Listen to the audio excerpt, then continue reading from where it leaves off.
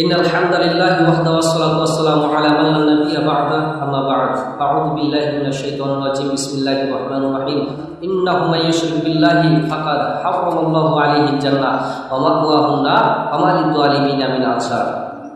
আল-আয়া আন জাবির রাদিয়াল্লাহু তাআলা আনহু ক্বালা রাসূলুল্লাহি সাল্লাল্লাহু আলাইহি ওয়াসাল্লাম মান মাতা ইউশরিক বিল্লাহি শাইআন দাখালান নার ওয়া মান মাতা লা ইউশরিক বিল্লাহি শাইআন দাখালাল জান্নাত। রাওয়াহুল মুসলিম।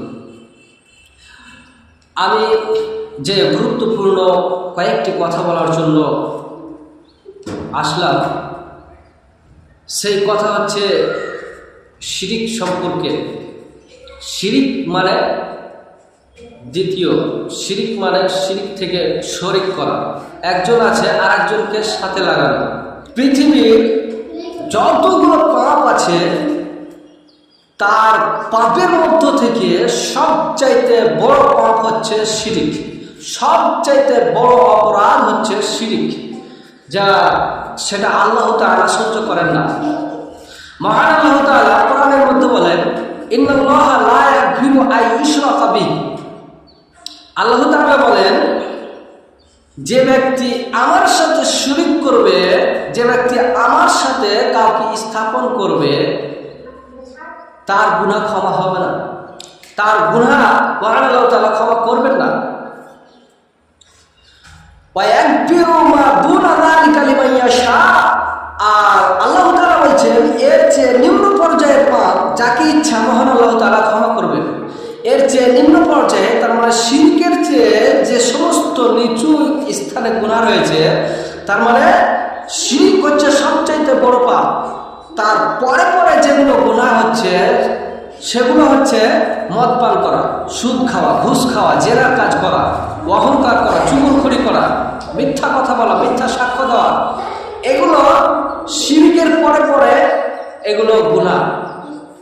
তো এই সমস্ত পাপ করলেও আল্লাহর কাছে যদি ক্ষমা চায়, কোনো ব্যক্তি যদি এই সমস্ত গুনাহ করার পর আল্লাহ তাআলার কাছে যদি ক্ষমা চায়, তাহলে আল্লাহ তাআলা ক্ষমা করে দিবেন। তার মানে এর চেয়ে শিরকের চেয়ে নিম্ন পর্যায়ের পাপ যাকে ইচ্ছা আল্লাহ তাআলা ক্ষমা করবেন, সেটা আল্লাহু আলাম, সেটা আল্লাহ তাআলা ভালো জানেন।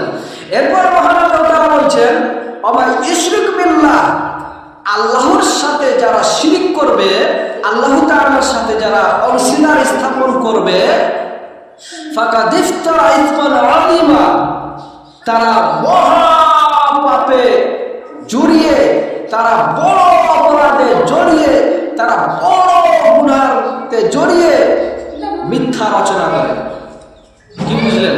তার মানে তারা মূর্তি পূজা করে, আর এই মূর্তি পূজাতে এত গুনাহ এরা বুঝতে পারে না, আর এই গুনার কাজ করছে, তারপরও এরা মিথ্যা কথা বলে।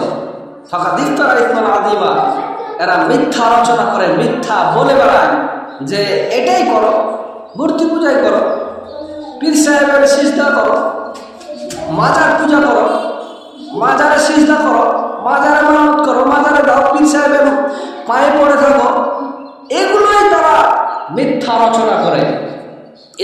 এদের কথাই মহান আল্লাহ তাআলা বলছেন, ফাকাদ ইফতারা ইসমান আযীমা, তার মানে এরা মহাপাপে জড়িয়ে এবং মিথ্যা রচনা করে। সূরা নিসা আয়াত নম্বর 48।